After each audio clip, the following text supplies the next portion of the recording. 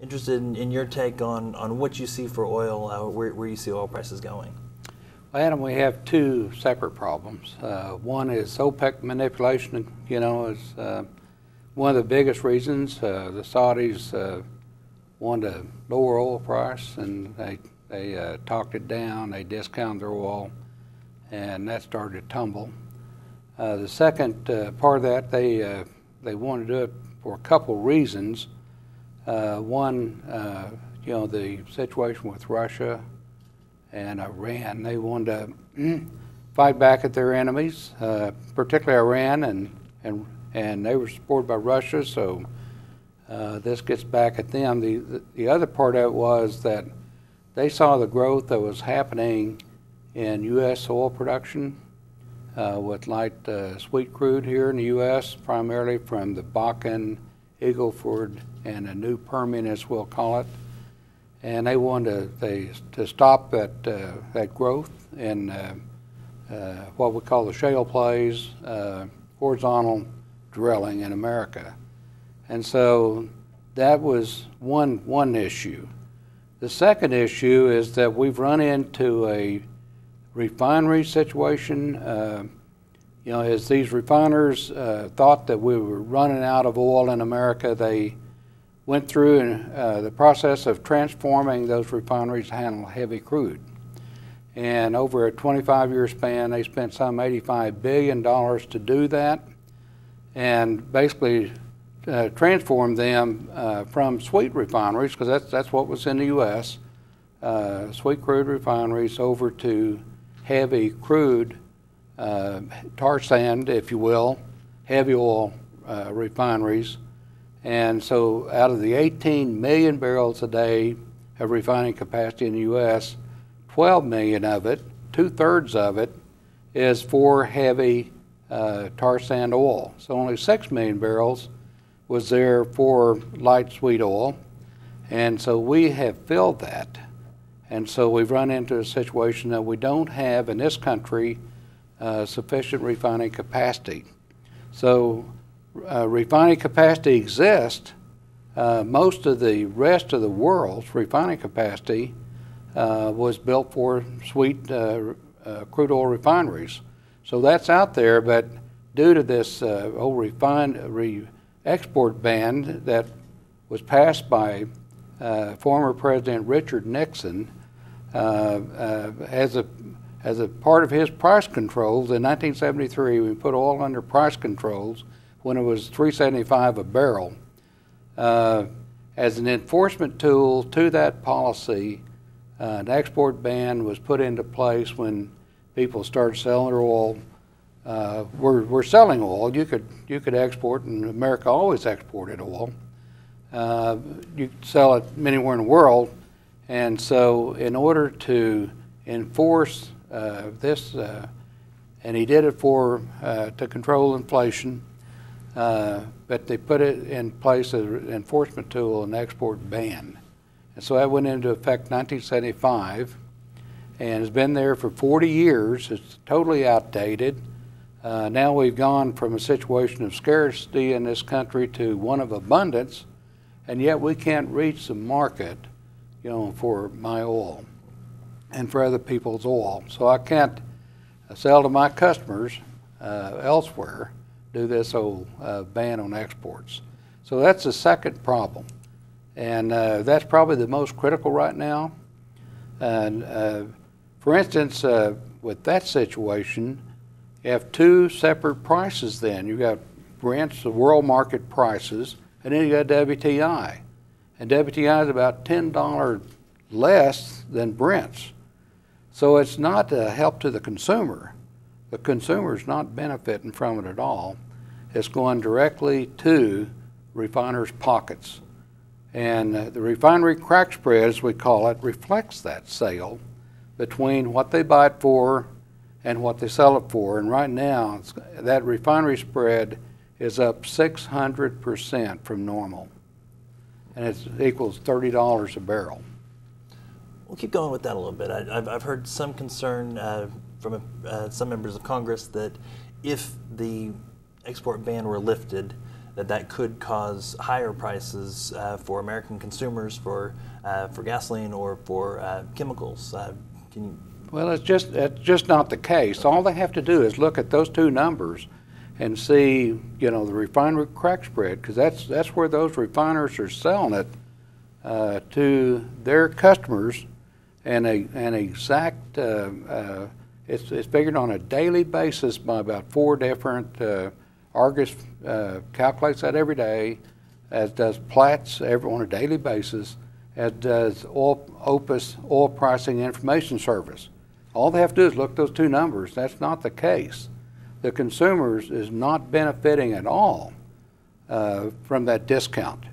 So by opening it up, I mean, what's created this huge benefit?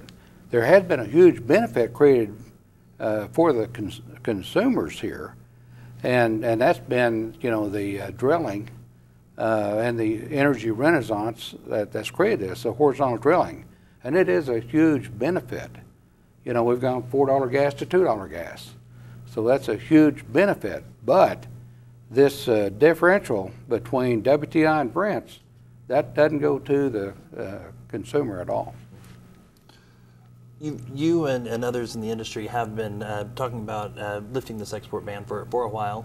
What's your feel in Washington?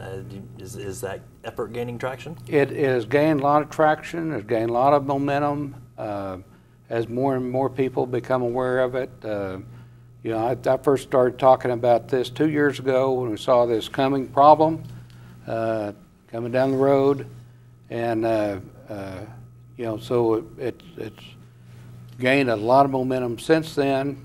And this can be done by executive order. The president could lift it by executive order. For instance, President Reagan, his 8th day in office, by executive order, he did away with price controls. It was a failed policy. We know what happened. Inflation went to 22%, interest went to 22%, and it wrecked the savings and loans. I mean, all that debacle. He did that by executive order. This could also be done by executive order. That'd be the quickest fix, and that's what needs to be done, and that's what we intend to ask the president to do. And he showed some interest in it. Recently, he answered our governor, Mary Fallon, at the National Governors Association meeting in Washington. She asked him to consider lifting the ban on exports, and he said it was open to discussion on it, and so that's good indication that he will be, and we'd like to give him that opportunity. Okay, very good. In the meantime, though, domestic companies have laid down rigs, but production is still continuing to increase. Storage in Cushing and other parts of the country are filling up. We're in a contango market where it benefits storage companies to store oil rather than sell it now. Where do you see all this going? Are you concerned about the storage levels? Well, I'm not particularly about storage level. I think that there's a lot of traders that believe that prices will be higher later, and so they buy oil, put it in storage. A lot of those companies that own storage in Cushing and own different storage around the world will store oil, wait for that higher price, and you see that particularly with contango prices, and that's what it has been. Recently, it reversed from that, but contango will probably come back. That means that prices are higher out in the future than they are today. And so it pays them to store it and reap those higher prices. So I'm not as worried about storage.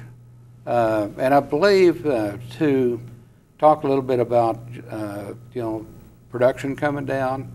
We see production falling much quicker than a lot of other people. There's a lot of other analysts are seeing what we're seeing now, that the production starts leveling off in March, April, and by May it's falling.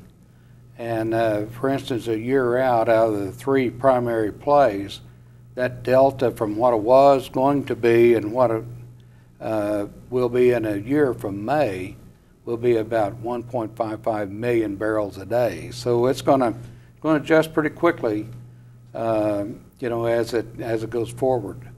So rigs come down. That's the unfortunate part. A lot of middle-class Americans are out of work as a result. Some 73,000 jobs have been lost. Rig count down from you know, about 1,925 or 30 rigs all the way down to 1,150 rigs. So huge drop. It's still going down. About 57 rigs a week have been laid down. So a lot of people not completing wells spend the money to do that. So every operator is forced to do the same thing. That's conserve cash. And so that's what they're doing.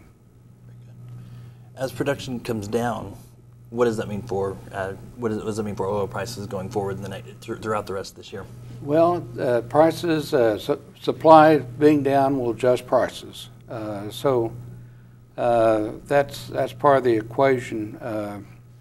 And here in America, we have no choice but to cut production. If we could export, we wouldn't have to do that. So it's going to be more instability for consumers as we do the yo-yo. And that's not good for consumers. You know, it's just not. That's not good for our industry. It's not good for America. It's not good for Oklahoma. You know, you can go on and on of what it's not good for. You know, good things come from American oil. And so we need to continue with that. So, you know, you can, for instance, you can export natural gas. So, you know, you go ahead and build supply because you're going to be able to export it. We ought to be able to do the same thing with crude oil.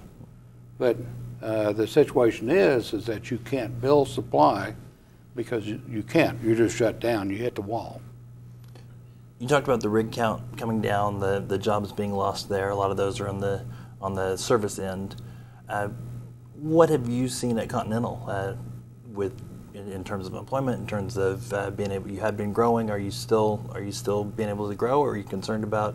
Are there plans for layoffs or cutbacks at Continental? We have grown production somewhat. Some of us in the gas area scoop, more so than the oil area of the Bakken. We run more rigs here in Oklahoma than we are in North Dakota, for instance. But are we stopped the spiraling growth in people? Yes. At Continental, we're going to take care of our people, and we've let them know that. And so we're very committed to our people. We've always said that's our #1 asset, and it is. And so we're committed to do that. We all work hard there. How do you do that? How do you wait out this market and keep everybody busy? Well, because we have a lot of production, we're not over leveraged. We've run a good business. Continental is one of the most sound, has one of the best balance sheets of all. Recently, among 23 different companies, E&P companies, that was under review, Continental was the only one that wasn't downgraded by S&P and Moody's. So we're a very strong company and tend not to get too far out over the skis and run a good tight ship. Okay, very good. On the opposite side of that, you said you have slowed your growth, but there for a while you've been growing pretty steadily, and I understand that you've got your building, but you've added some space in some surrounding buildings. Any thoughts on outgrowing the space that you're in now, and any plans on what might happen in the future? Well, we think that our space there in the building is going to serve us very well. It was a perfect thing for Continental.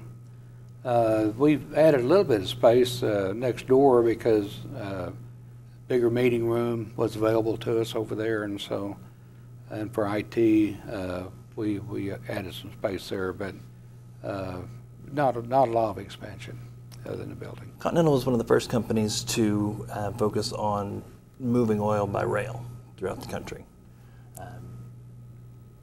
Now that's become a little bit more controversial recently with some of the trains derailing and some of the explosions.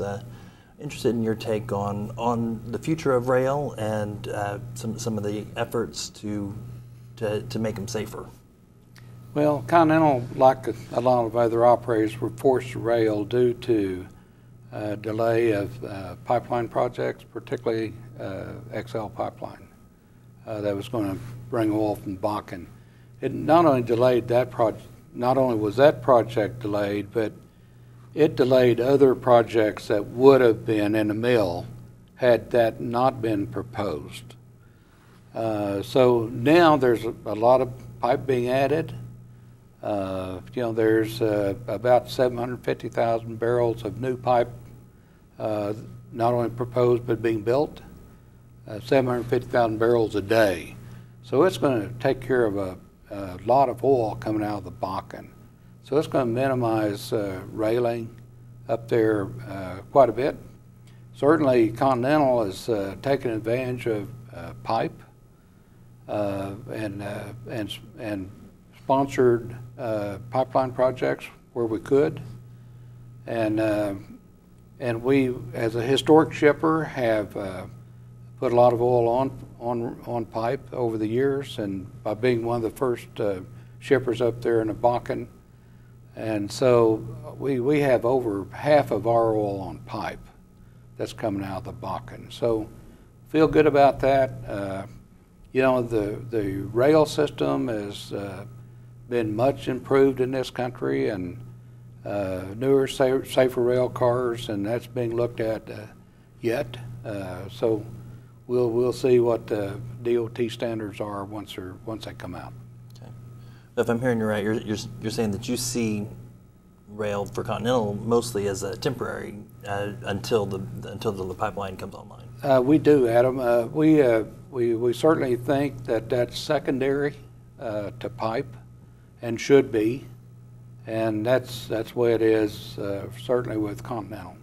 I've heard a lot of talk about a focus on technology and innovation. You've spoken quite a bit about that in the Bakken and in the Scoop, particularly now with lower prices. Does that make technology and innovation even more important?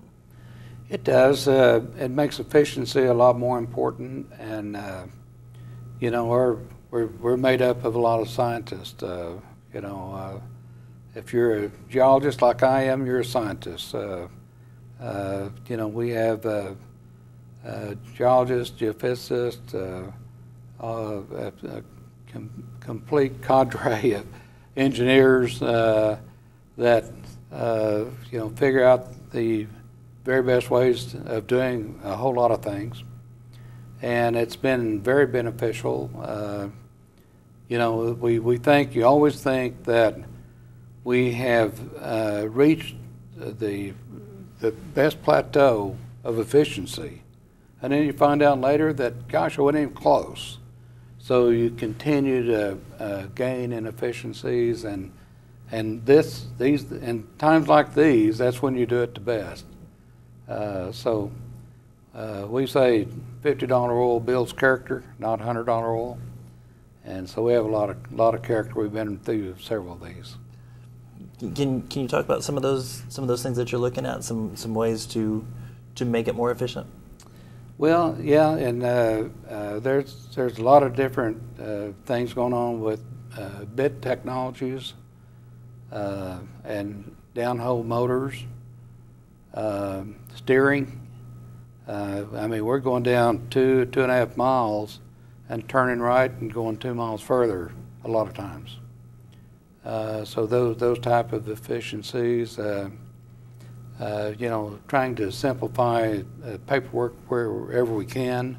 IT plays a huge part in what we do today. And so it's, efficiencies can be gained with manpower as well as horsepower. And so, of course, the rigs today, are so much different from the rigs of 25 years ago. little bigger picture, kind of a broader question. What have you seen for technology and innovation at Continental, at other companies, and how that's affected Oklahoma City?